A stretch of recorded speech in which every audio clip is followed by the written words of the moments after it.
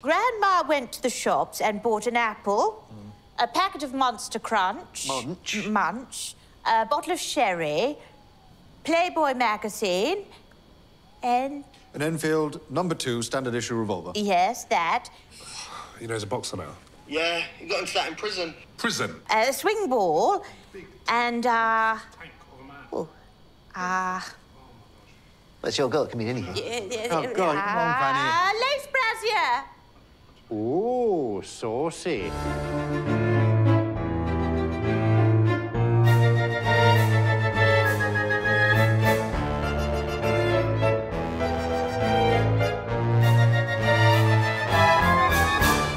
7 days late, but not a dollar short. Hello and welcome to... I was going to say I'm Haunting Button House. That's not us. Haunting Button House, a BBC Ghost podcast. I am Luke. And you are Tash. I was waiting for you to answer then. So you always introduce, you said, and this is Tash, don't you?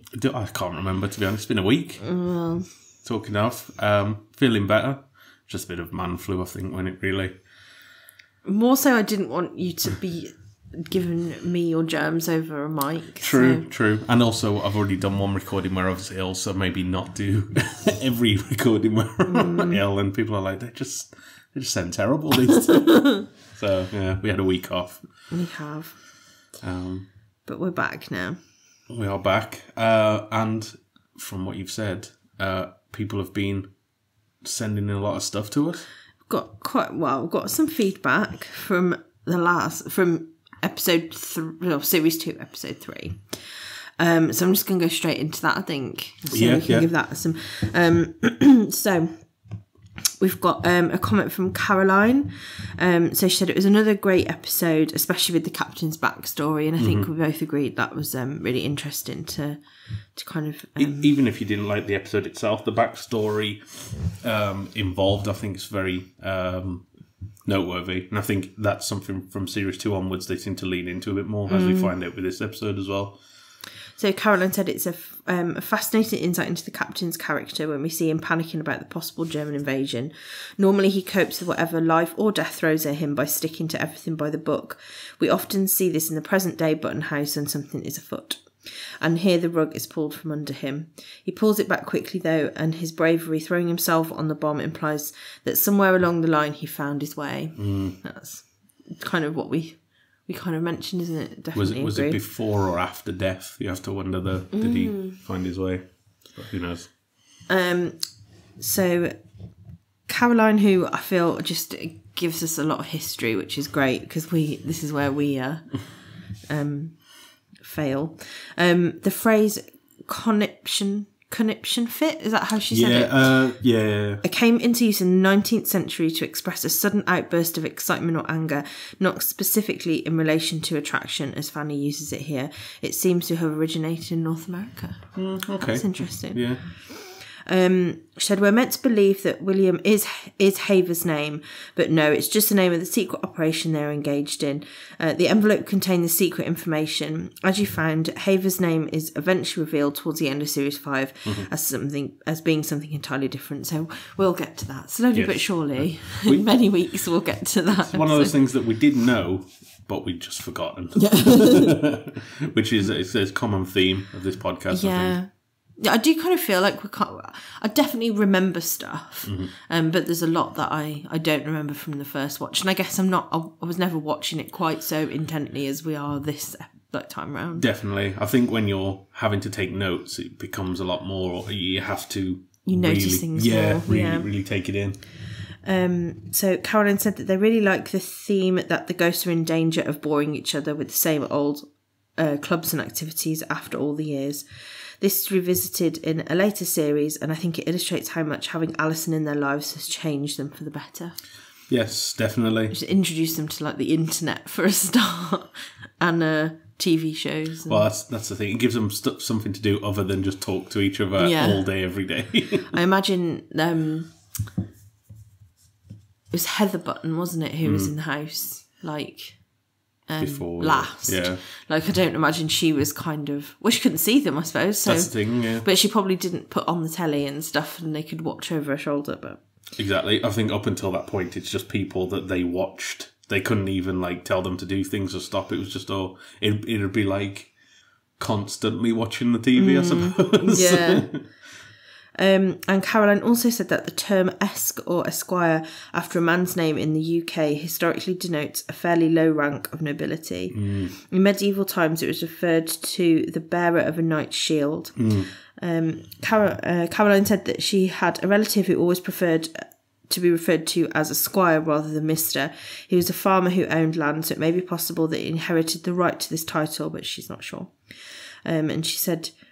Oh God, how do I say his name again? I bet Barclay Beg Chetwood. Yeah. Would use a squire. In the US, the term esquire is used by lawyers after their names, but not here in the UK. So I knew squire was like a knightly thing. Yes, and like shield bearers and stuff like that. But I didn't know esquire came from that. I'd just seen it, and I'm like, no, it's probably a title or rank or something. It reminds me of like Game of Thrones. Pod esquire. Yes, I think. Then they have like kind of slightly different terms in Game of Thrones. They're like the same but not the same. Yeah. You know what I mean? Like, yeah. So that's great. Thank you so much, Caroline. As also giving us the history side of things, which is really good and it's really interesting. Marianne said, love the podcast, love this episode. Thank you, Marianne. I'm stunned by how much of those in the US missed when CBS brought the UK ghosts over and shortened the episodes. In this one, the whole Fanny reading Lady Chatterley and creeping on Mike, as well as the entire Top Gun volleyball with Humphrey's head, was cut from the US screens. Interesting. I just find that bizarre. I just cannot believe that. I know why they do this because it's worked the other way as a wrestling fan. So American TV shows have a lot of adverts in, whereas when it comes to the UK, they can't have so many adverts and they can only have certain bits. So if it's a live thing, they can't chop it up. So with this, they've done the opposite. It was like, oh, this is too long. We need to put more adverts into it. So they've just cut scenes for adverts. So Marianne has said, I know our half-hour shows have more commercials than yours, and fitting the time slot was an issue. But yeah, it's quite a lot, isn't it? Yeah. Like to cut stuff from the show. Like, couldn't they just give it an hour slot and have more? Or maybe they have to have so many adverts within an hour slot. I think it's too short for an hour slot, but too long for a half hour. Or maybe slot, because if they made the TV show, like half an hour TV show, into an hour, they'd need even more adverts put in. Luke, that's my come morning on. alarm. Turn your damn alarms on. But Marianne said she'd give this a solid 8 out of 5, and she says we're tough judges, which I think we are. Yeah. But yeah, I think we're trying to grade on a curve here of just the episodes. If you probably put these up against all TV shows, they'd all be kind of like IMDb. They'd all be like 7s, 8 or 9s. You know what I mean? So yeah, it's kind of trying to look at the TV show, that episode as one. Yeah. Which is hard when it is part of like such a big series. And I think we're trying to not grade it against any other TV show, it's just against itself. So if we said, oh, this is a 4, doesn't mean it's a bad episode, it's just not as great of an episode of Ghosts as we think it is, if you know what I mean. I don't know. So that's great. Thank you, Marianne. Alison says, in regards to the writers of each episode, I remember one of them commenting that Ben had written a lovely script for Pat, which was Happy Death Day in Series 1. They all have an input once the scripts are written, so I think they're able to make suggestions to their characters. I think the William on the envelope was deliberate red herring, and we probably all believed it was Haver's name. Yeah, definitely, yeah. But yeah, I think it's interesting that they add things for their own characters. I think it's good as well. I think it kind of... I think, like we mentioned before at some other point, I think they know their characters better than anyone else, so they can write their characters pretty well. So yeah, I think that's quite good. Thank you, Alison. And so the next and final feedback is from Nick. Now, I think this is the one you mentioned to me. Yeah, I don't know who started this. Yeah. Which one of us did it wrong first? Yeah. But we say Ben's name wrong, so we say Willibond. I think this is because Willbond. It's because it's Will I Bond. Like there's an I in the middle. Is there actually? Yeah. So I thought it was Willie Bond, but apparently that's not how it's pronounced. It's just Willbond. Yeah. Unless there's a typo. Unless I've been doing a typo for everything. I would Google it now. Right now. Google. Live on air. Right, this is pressing. Right, open Chrome. Just to let you know what browser I use. Ben will... Wow. Have you been typing it wrong? Yes. For all this time. That's so... oh my God, how embarrassing. Yes. His name is Ben Willbond. See, because I don't write his name down because... I must have copied his name from something else and either they did a typo or I've typed it in added with an it I. in. Could be either way. Could be me. Could be somebody out there on the internet. But yes, his name is Ben Willbond.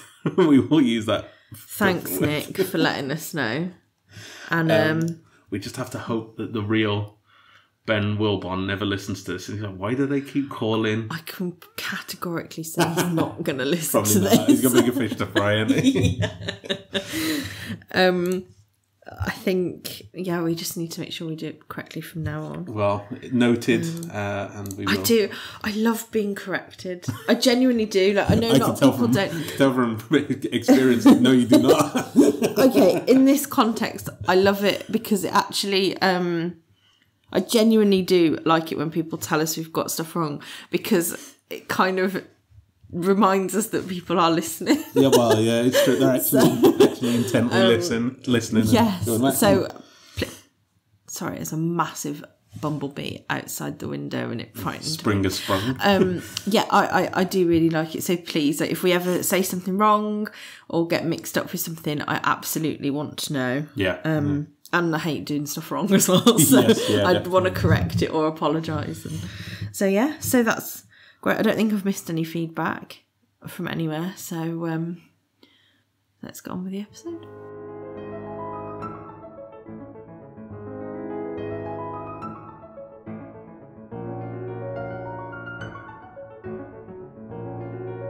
So this week we are looking at episode 4 of season 2, titled "The Thomas Thorne Affair." I can't speak today. The Thomas Thorne Affair. There's a lot of T's there. Directed by Tom Kingsley, written by Matthew Bainton and Jim Howick. The original air date was 12th of October 2020. Just to preface this, we watched this a week ago. So if our recollection is wrong at any point and you're like, no, that's wrong, just remember this is a week-old memory and notes that it is doing all this. Yeah. So we start at Button House and we see Pat leading a talk with the ghosts on what they would wear if they could wear anything. So I just listed out what each of their outfits were.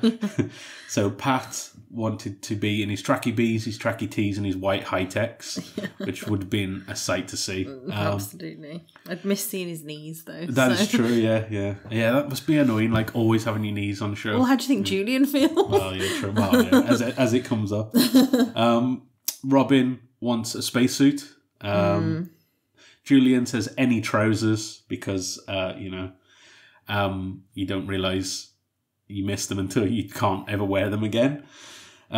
Kitty says that she would wear a green jumper and blue jeans, which, funnily enough, is the exact same thing that Alison is wearing, and she pretends that she doesn't realise that.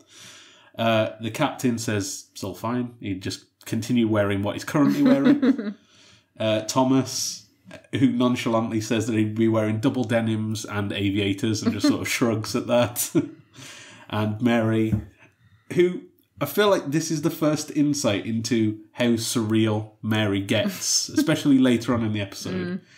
She says that she would have a dress made of seashells and a lobster hat. Same. I suppose. I guess kind of mermaid-like. That's the only thing I can think of. What would you wear? Oh, that's a good question.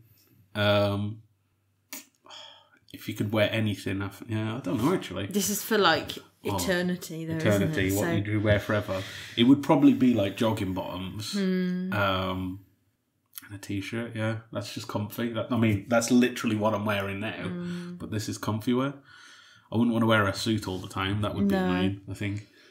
How about you? See, I don't really wear jogging bottoms much anyway. You just wear pyjamas, wouldn't you? Probably, yeah.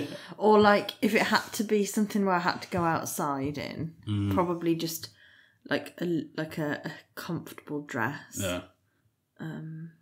Fair enough. Yeah. It's difficult, isn't it? Because it's like, you now have to wear this. Did they have the idea of comfort as a go? Oh, yeah, I mean, there's a lot of questions. I don't know. There. Probably.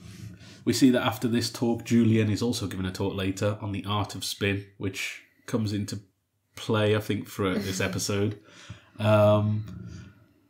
Mike arrives and starts showing off to everybody the things that he's found, and he thinks he might have found something worthwhile or valuable when he realises it's a coin with Queen Elizabeth II on.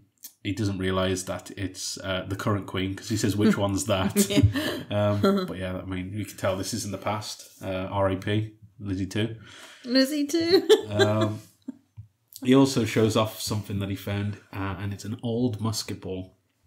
Thomas gets upset and says that it's the one and runs away, and then we go into the intro. So I think this episode is hard. Yeah. Because it goes back and forth with a lot of repetition of different interpretations. Yes. So it's very, especially when you stop and starting to make the notes. It's quite difficult to keep track of where we are. So I tried my hardest just to be completely literal, and I just did the entire timeline of it. I think that's the only way you can do these. Yeah. So after the intro, we see later that night, Mike and Alison are getting ready to go to Alison's school reunion, which I think everyone can agree is the worst social event you could ever go to. Absolutely. Have you been to a school reunion? No, I wouldn't go even if there was I know. We went to one 10 years after we'd left school, so not really any time gone at all.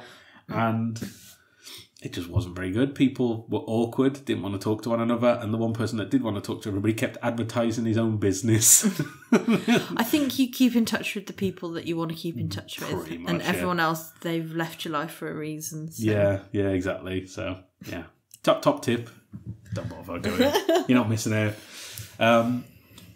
Mike doesn't want to go, and he keeps asking if Kevin is going to be going. And we find out that Alison dumped Kevin for Mike. Initially, it seems like he's kind of jealous about Kevin, maybe. Like, is there something there? But we find out quite soon it's not that. He's in fear for his life, basically. We see Thomas appear. And he appears for his outburst, which Alison says, which one? So this must be... Apologises for his outburst. Yeah, apologises. Yeah, what did I say? Appears for his outburst. Appears for his outburst. I merged the two words there. But yeah, Alison says, which one? So Thomas must be having outbursts all day, every day. But yeah. I think this is fitting with his character of basically being a teenager. Dramatic. Yeah. He starts monologuing at this point about the past. Just goes straight into a story that Alison didn't ask for. And we find out that this was October the 10th, 1824. And we start to see a flashback to what it's called at the time, Higham House. And we see Thomas and his cousin, who is the mayor of Gentlemantown, Al Roberts. Yeah, from Stafford's Flats. Who I thought until the end, I was like, oh, he's just Al from Stafford's Flats. He's just the same kind of character, but yeah, very different. They both arrive on horseback. We see Thomas as he arrives swooning over Isabel, who is Lord Highham's daughter.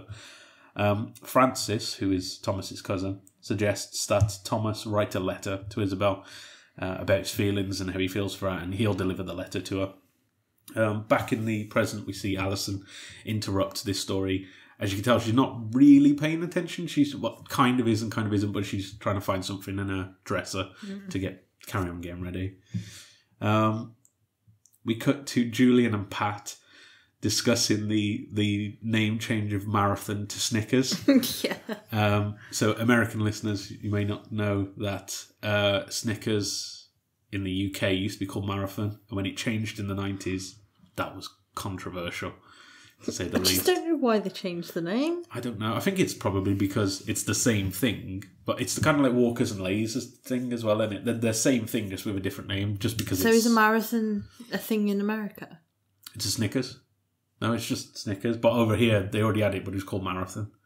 Oh. Yeah. Or it was like made over here as a marathon. I don't know. There's some reason why. But yeah, they changed it back and everyone was in uproar. Whenever they change anything. People don't like change. They don't. They really don't. Not British people anyway. Not when you change the name of a chocolate bar. That or Opal Fruits to, was it Starburst? When they changed those. Yeah, there's all sorts. Very strange. Yeah, if they ever change Walkers to Lays, there'll be like riots, I imagine. I do like that Pat says, it just sounds like it's knickers. And he just starts saying it's knickers really fast, which I've never thought about until he said it. And I'm like, yeah, he's got a point. The rest of the ghosts arrive and they all start to... Well, they all say that they're going to talk about them, talk amongst themselves, and then immediately sit there in complete silence. We've all been in situations like this. Who is it? It's Julian, Pat, Lady Button, and the captain. So quite the socially, I'd say, stunted members of the group. Whilst they sit in silence, we see Mike in the background is on Facebook and he's Facebook stalking Kevin, and going through his posts. And we see, I don't know if it's at this point. I think I noted it down at one point where he's, yeah. So we do see stuff later, but we can see that he's looking up Kevin basically. We go back to the flashback, and we see Thomas is giving a poetry recital at this point. And he goes on to start recounting his 2-hour epic, Hermione and Roger. In the background while this is happening, we see Isabel give Francis a letter.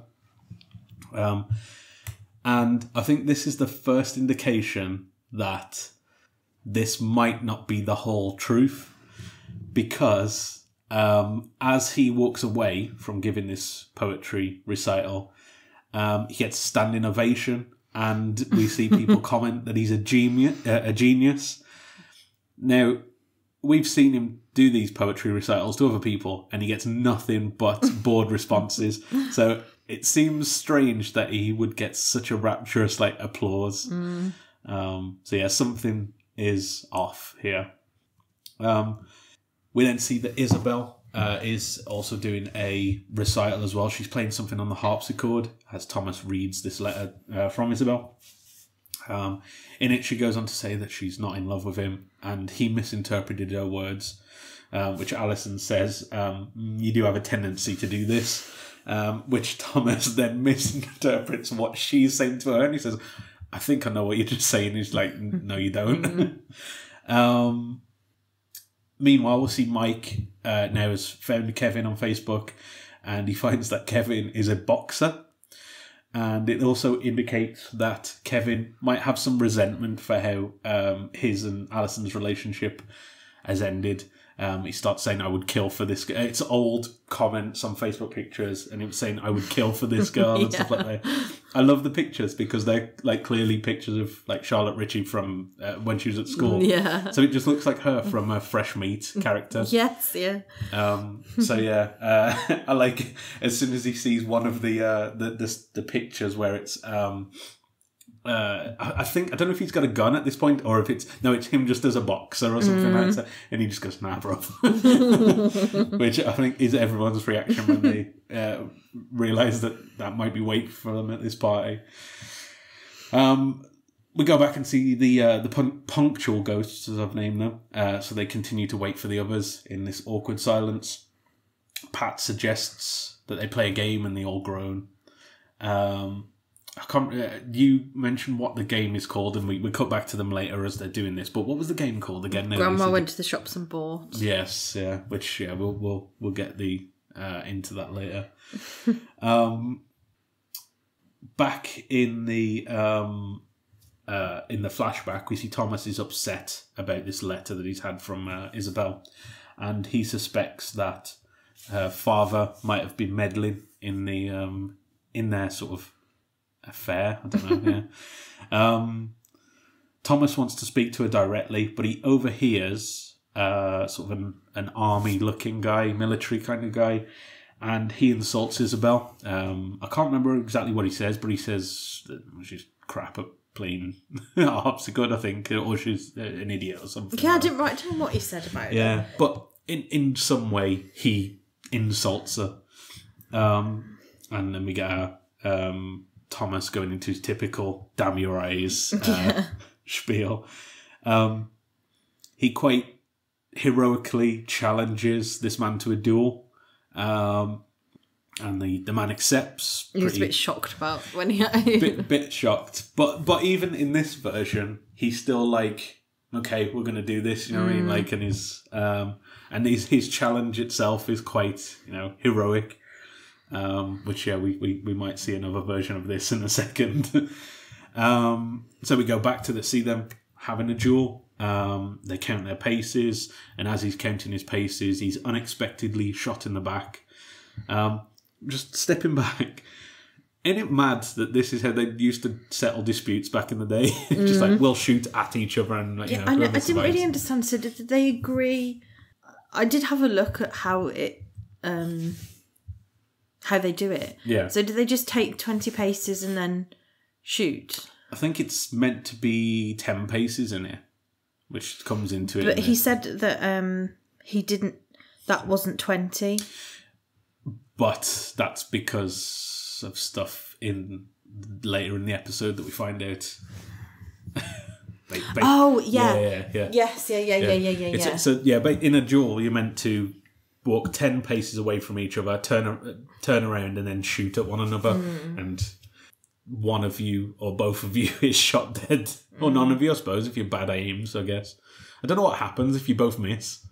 Just walk away. Yeah, you're like, well, that wasn't my time to go. Reload and try again. So it takes a long time to reload a flintlock pistol as well. So you'd just be standing there for 2 minutes trying to reload it. You probably wouldn't bother though, because you'd go, oh well, that was. We missed. Fate. No, the honour demands it. Someone has to die. I think so, yeah. I mean, anyone out there who knows more about gentlemanly duels... Caroline, we need you. Let us know. But I'm pretty sure one person has to die. But in some cases, I think if they're both good shots, they might shoot each other. Gee, okay. Fair enough. Yeah, seems daft. But anyway, he's shot in the back. And we see Francis and Isabel both run to his side. Isabel... professes her love for Thomas, kind of mounts him at this point and kisses him, and he says, we want to kiss as the French do. We get this sort of passionate scene between the two. Back in the present, though, Robin appears and kind of blows this entire story and just goes, that didn't happen. And this is when we realise that we're getting Thomas's version of this event. And... we then see Robin, he says that he was there and starts to recount his version of the story. And we basically get the same story, but told from Robin's perspective. So I didn't exactly recount what happens, but when they arrive, they're not talking in full English sentences. No. We get it big, nice house, amongst other things. As soon as he steps off the horse... Thomas stands in a big pile of horse poo, I think it is, to which Robin just bursts into fits of laughter, as we know what Robin's kind of humour is. We see when they're having this party, there's somebody doing like parlour tricks where he's doing it's kind of like a flip book, but it's basically a bird in a cage and it spins it and it looks like it's in the cage, and he's just absolutely fascinated by this. He goes on to say that he starts recounting a big boring poem, which again is kind of what we expected. Robin then gets bored and goes to talk to a horse and says that something is in the grounds of the house, and we just see him running through the forest at this point as some kind of like exciting scene's about to happen. And then Alison kind of interrupts him and says, I feel like we're getting a bit off topic here. As we find out that he is just not interested in what actually happened in leading up to this moment. it's at this point that Mary and Kitty also appear. And they mention that they were also there that day. And again, we kind of get this feeling now that all the ghosts have seen all of their deaths, basically, up until this point. So, well, Robin has seen everybody's, I guess. Basically, yeah. Everybody but his own. He was there. But we'll get into the rest of the episode later and like the other retellings of this. But this is one of my favourite things in TV shows. There's every TV show that I know has a kind of episode like this where it's a story told from somebody's point of view, and it's just you get to see what they're interested in, what they're sort of what's important to them, and how perception changes things. Yeah. Exactly. So yeah, I knew as soon as we were getting into this. I mean, I remember the episode anyway, but like rewatching it, I was like, I remember this one being really good. Yeah. But yeah, as Mary and Kitty appear, we also go back downstairs and we see Mike FaceTiming. I think he is Obi, and he's talking to him about Kevin, and we also see the ghosts at this time playing the game of, what was it again? Grandma went to the shops and bought.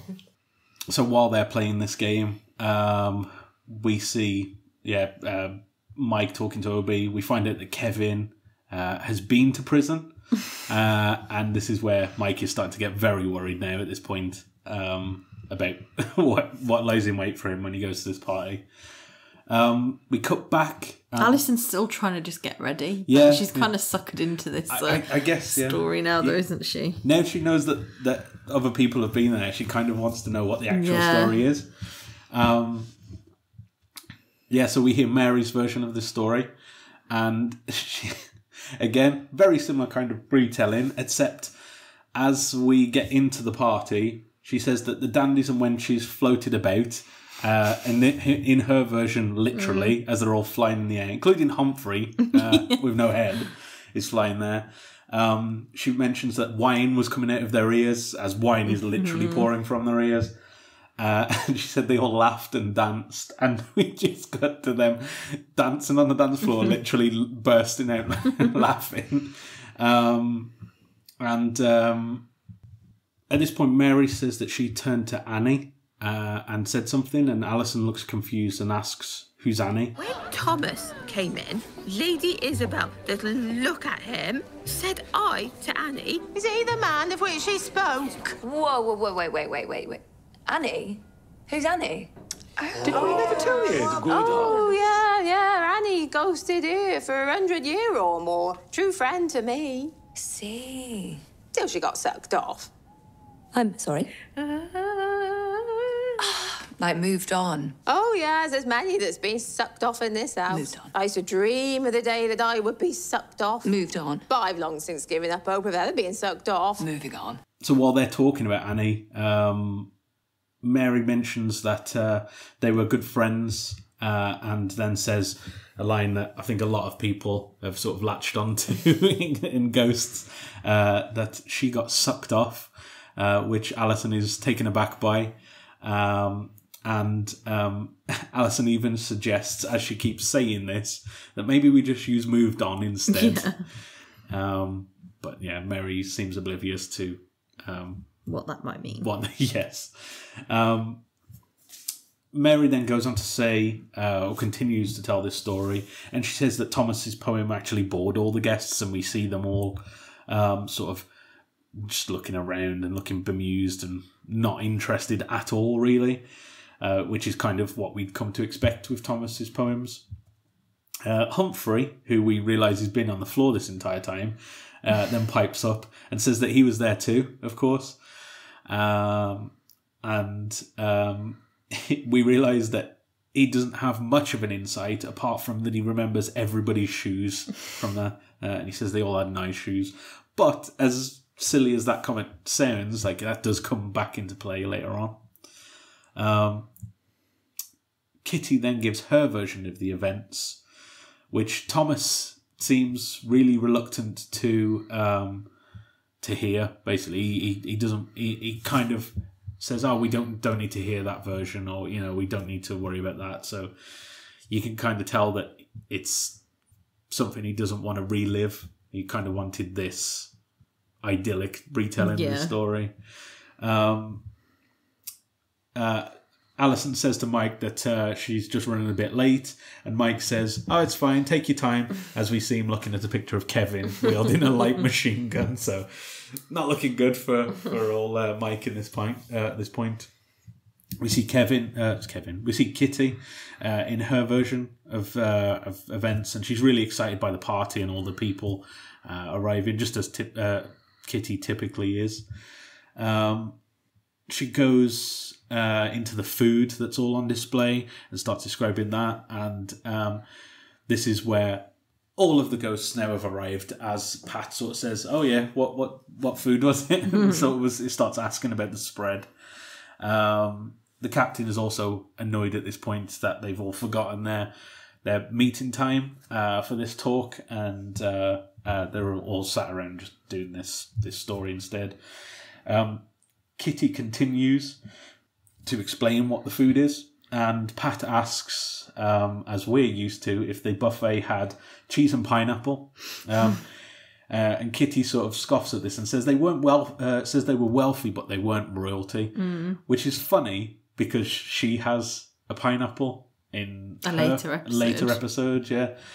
So is she royalty? I can't remember if she is. I think it's more just that, like, it was obviously seen as something royalty have, but someone came back with one, didn't they? So it's kind of like, I don't know. Yeah. When we have, I don't know what royalty would be have. the equivalent of a pineapple in this day and age? Caviar. I mean, even that though, I could get caviar quite easy. What's something if I wanted to? Who do you think you are? What's like? I wouldn't say a food's like that anymore. No, it would be like turning up with crown, or I don't know. What's that new Apple headset or something? It's like that's $4,000. It'd be something like that. I don't know. It's something that royalty have, I guess. A Ferrari. That's it. Yeah, but anyone rich could have a Ferrari. Yeah, I suppose. What could only royalty have? Yeah, quite probably the crown jewels, I suppose. Yeah, that's it. Because they had that back then as well. Yeah. I don't know. God, we can't think of a thing. We also see in Kitty's version of events that the guests actually all laughed at Thomas's poem, and the man that called him a genius actually called him a penis, which I guess kind of sounds like you forgot that bit, didn't you?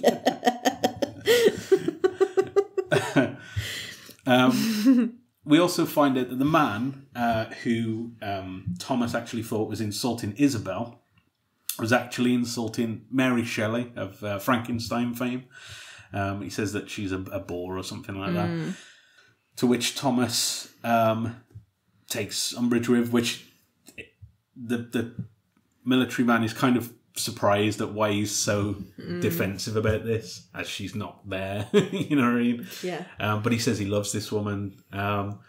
And we see that Thomas's insult at this point to him isn't actually as biting as it looks. He kind of fumbles over his words. And when he goes to challenge him to a duel, he doesn't even have a glove. He just kind of has to mime slapping him with a glove and says, "Imagine it."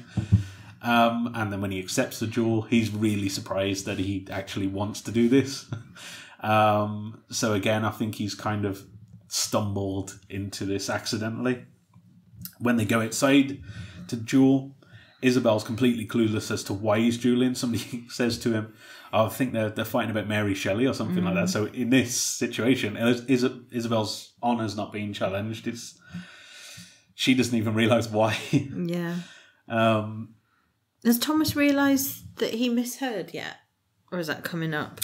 Yeah, it's in a bit, I think, when we get into the twist, I suppose, yeah.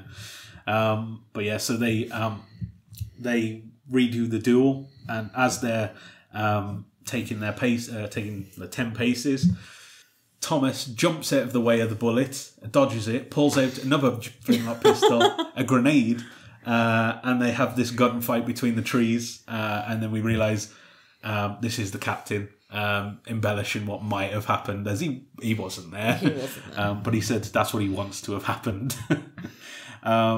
So I feel like the captain's been watching The Matrix recently or something like that. They all start arguing with one another as Mike walks in. And I like this bit because in quite a quiet room, Alison is telling Mike, I'll be there, I'll just try and he's like constantly being interrupted by all these voices. Mike suggests that they just don't go to this reunion. She doesn't want to. He says, we don't have to go. She says, no, we'll definitely go. I just need to finish this first, which he's not thrilled about still. Kitty continues, and we see in this duel that Thomas wasn't cheated. He didn't know how many paces they were meant to go because the other guy turns around at 10 paces and Thomas keeps walking. He shoots him in the back as, this is a duel, so he's got to do it, but he's confused. Thomas accidentally shoots a bird as he's shot in the back. And Francis runs over to him to sort of defend him and say, he's a coward, he cheated. Which I thought at the time, because I'd forgotten the twist, I thought, he's just like Al, you know what I mean? Like he's defending all of these silly things that he does.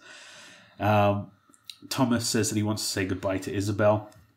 And I wanted to call him Al again then. But and Francis goes to get Isabel, but we see that they all leave and nobody comes back for him as he just dies by this tree alone, which is really, really sad.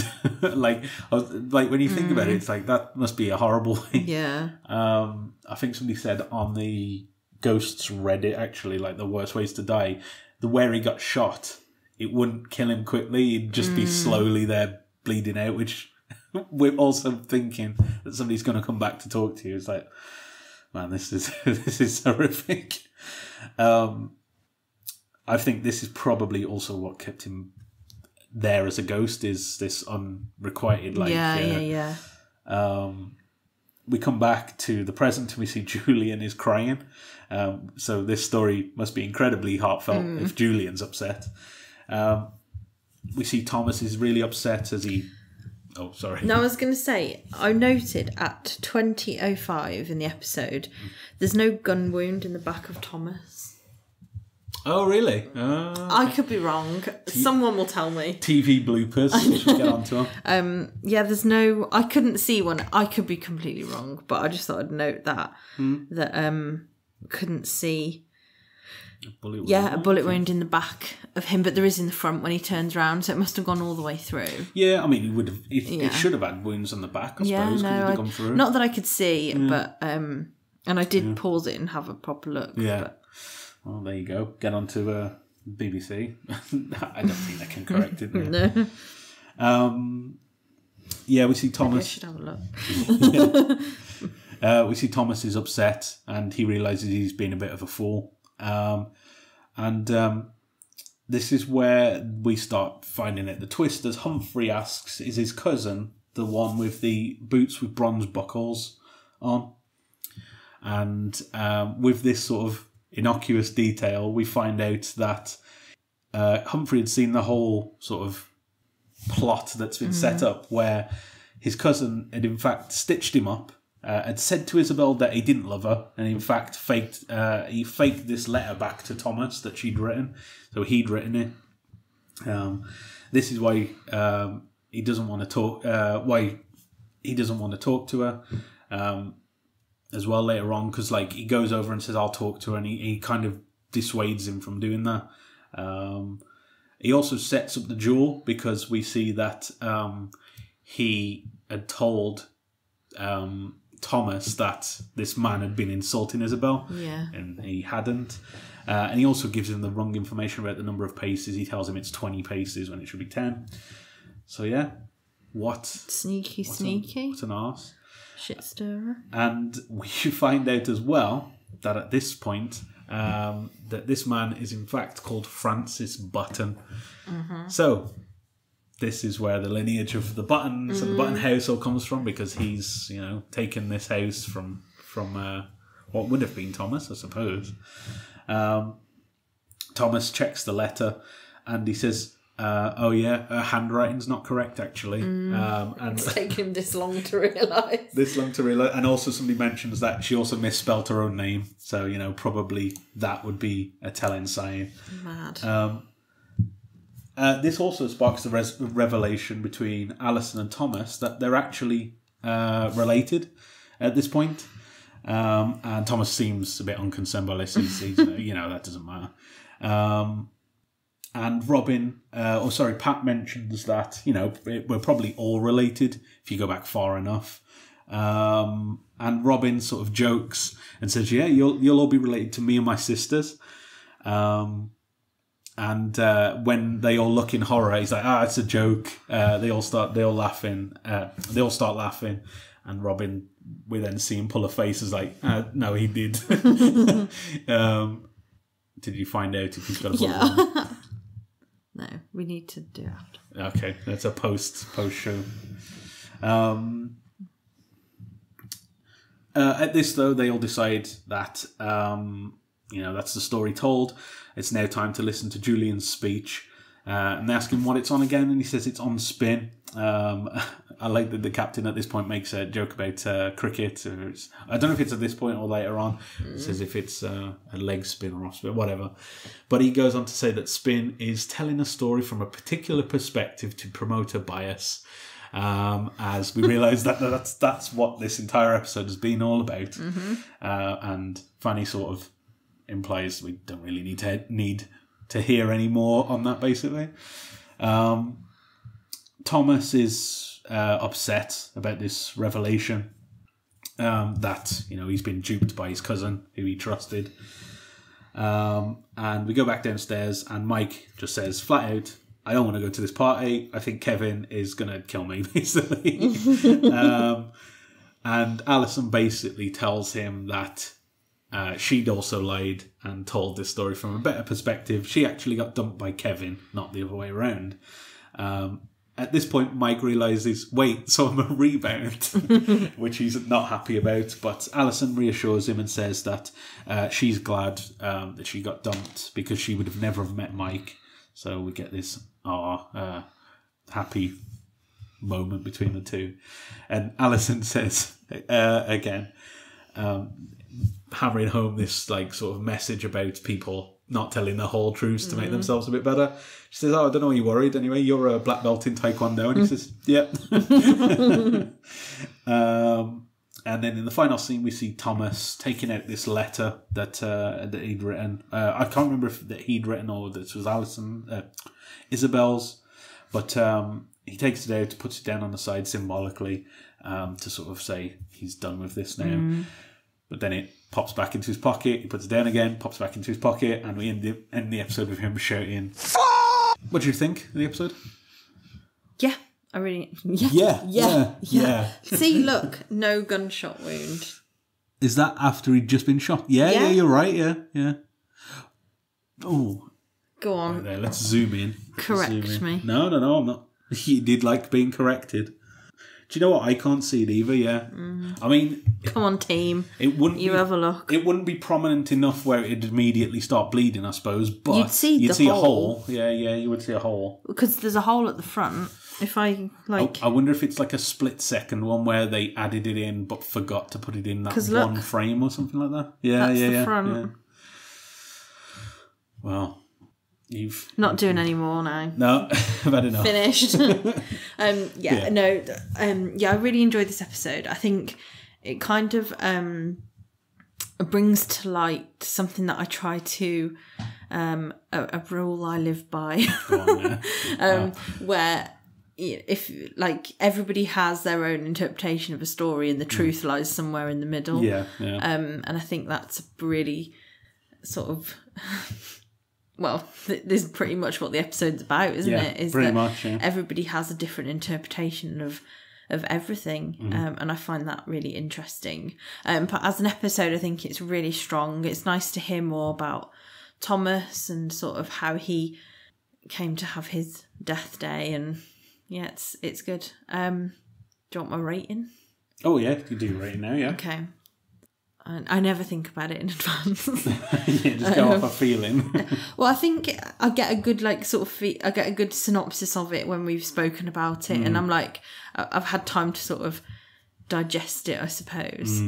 I'm gonna go 8. 8. Okay, it's a strong rating. Yeah.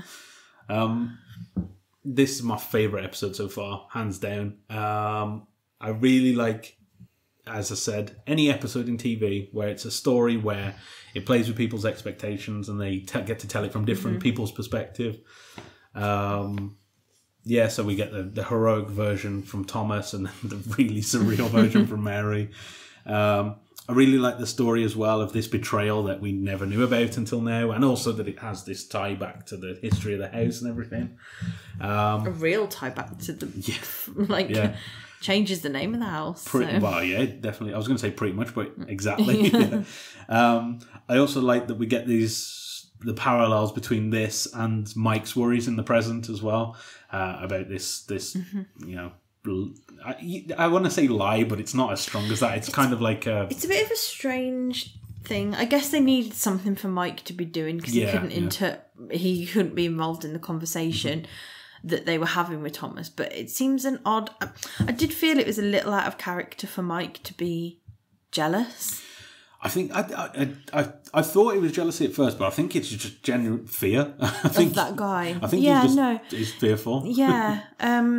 I don't know, I just felt it was a little bit out of character, maybe not something that... I guess they needed something for Mike to be doing on his own, and that was what they came up with, which is absolutely fine. I quite like that, to be fair. Yeah. But I also thought it was really interesting that we saw Annie for the first time. Yeah. And we get this sort of hint that there have been other ghosts in the house that aren't there now. That have moved on now, yeah. Yeah.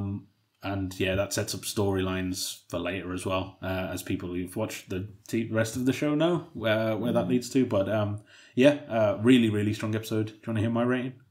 No. No, okay, we'll leave it there. Go on. I give it a 9. Wow. Oh my God. I feel like it's too big to say a 10 so far, but this is definitely my favourite episode so far. I might have to revise it later on because I need to give something a 10. I can't just go no 10s for the rest of it. I feel like I've definitely, I'd give the series as a whole a 10. Yeah. Otherwise we wouldn't be doing this. But yeah, it's tricky. Yeah. No, I'd still stick with an 8.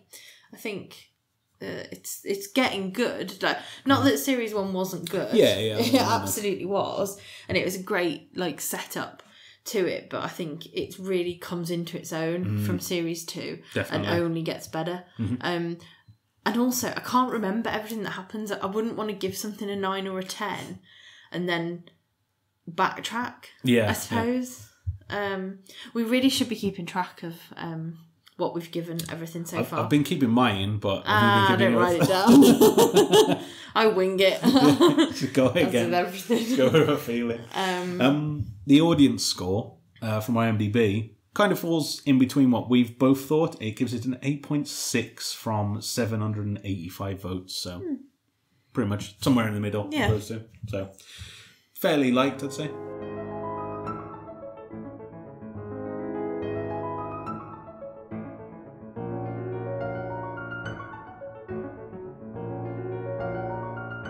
Well, I hope you've been holding that thought of the Beatles since 2 weeks ago when we last recorded. Because in... What are we calling this segment again? Tash's spooky segment. That's the one. That definitely does have a theme, just hasn't been created yet. I just wouldn't bother if I were you. I'm going to do it, I just have not had time. So this week, we're going to have a look at 44 Penny Lane. You wouldn't think that ghosts there. It's all like, the way they think about it, it's all happy. Well, there's a lot going on, that's the problem, isn't it? So it's number 44 Penny Lane. So it's it's about halfway down the road. Yeah. Have you ever been to Penny Lane? I don't think I have, no. We didn't go, did we, when we went to Liverpool? I've been. I was saying, I know you've been, but I don't think we went. We just went to the cavern and... I don't think we went outside. We just stayed in. Yeah. We did the touristy stuff, didn't we? I know. Well, when I went to Liverpool with my mum and dad, it was like you could either go on the bus, which takes you to all the places, and my dad was like, "I'm not paying that. We're going to go in the car." And he just drove around. He was like, "Yeah, that's the one. That's Penny Lane. That's Strawberry Fields." Going past it at 40 miles an hour. Waving. But no, it did get out. But anyway, so having a look at Penny Lane. So... Penny Lane made famous by the world-acclaimed The Beatles. Never heard of it. Never heard of him. Is one of Liverpool's top tourist attractions today, but few visitors, or even Liverpudlians for that matter, know that the suburban thoroughfare, how do you say that?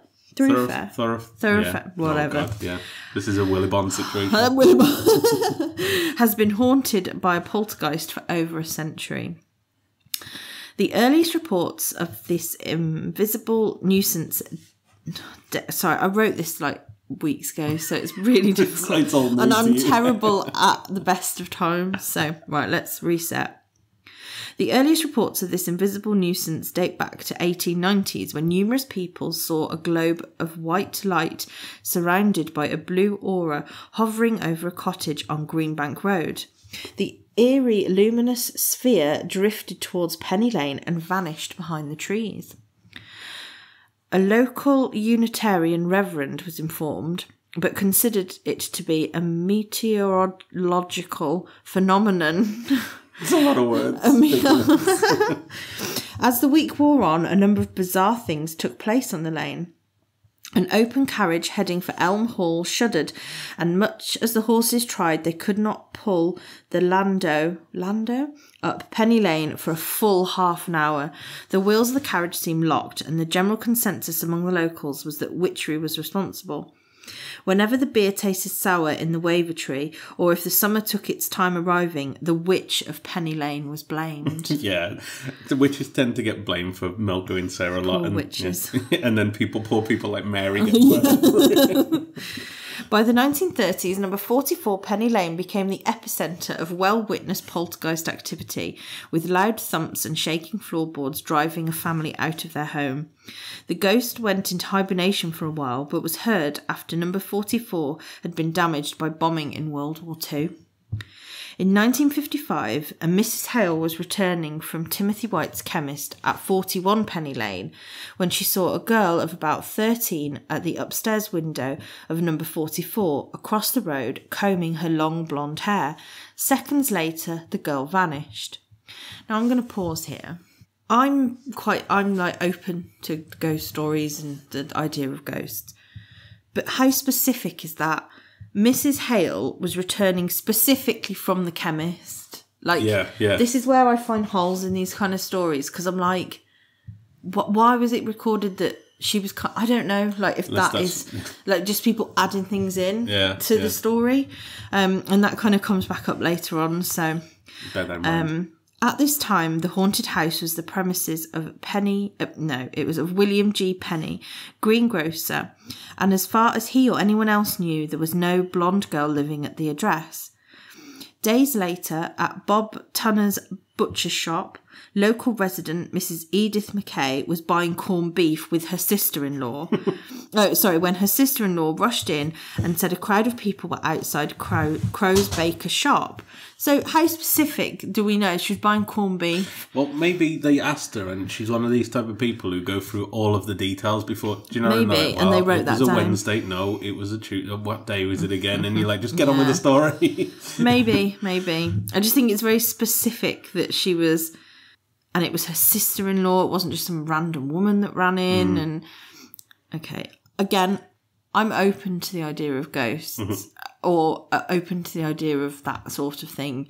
But when stories are like this, I do have to question how... Anyway. The two women went across Penny Lane to see what the matter was and saw that everyone was gazing up at a girl with long blonde hair who was staring out the upstairs window of the baker's shop. Once again, the apparition vanished into thin air, this time before dozens of shocked onlookers. That night, something walked heavily across the slate roofs of Penny Lane, rudely startling people from their slumbers. It was a burglar. The midnight walkers stopped on the roof of George Long's laundry at number 117 and vanished with a loud bang. The poltergeist and the spectral blonde went into another hiatus but returned with a vengeance in January 1971. By now, number 44 was the premise of a printer shop, and when printers Shackman and Hampton came into work one morning, they were besieged by angry neighbours who complained about the loud machinery that had been left on all night. The printers were baffled, as no machinery had been left on, and after realising their shop was haunted, they bravely stayed on the premises after dark and recorded the heavy tread of the Phantom Walker. And that's that. So what are your thoughts? I mean, noises and so. I mean, the stuff turning on. What am I debunking these now? No, I just wondered your thoughts. Like, I mean, it's a nice story, isn't it? As always, I always like the stories of them, but I think you could probably explain all that some way. The machines turning on could be just like, I don't know, surge, fault. yeah, and electric noises of people walking around. We hear it in this house, you know what I mean? All it takes is like a floorboard to expand and contract. And I don't know. Thinking maybe it was all nothing. Or maybe it was a ghost.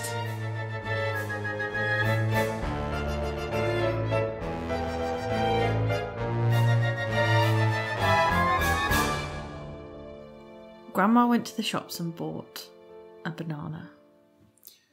Grandma went to the shops and bought a banana and a bottle of sugar-free Coke. Grandma went to the shops and bought a banana, a bottle of sugar-free Coke, and a light bulb. Grandma went to the shops and bought a banana, a bottle of sugar-free Coke, a light bulb, and a flower. Grandma went to the shops and bought a banana, a bottle of sugar-free Coke, a light bulb, a flower, and some Lego. Grandma went to the shops and bought a banana, a bottle of sugar-free Coke, a light bulb, a flower, some Lego, and a comb for her hair. I suppose to. I don't know what to ask. Grandma went to the shops and bought a banana, a bottle of sugar-free Coke, a light bulb, a flower, some Lego, a comb for her hair, and a book. Grandma went to the shops and bought a banana, a bottle of sugar-free Coke, a light bulb, a flower, some Lego, a comb, a book, and a ready meal.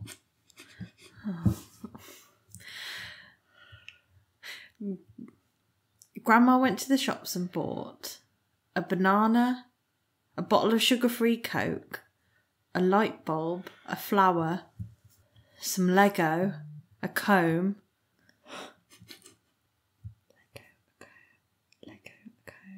a book,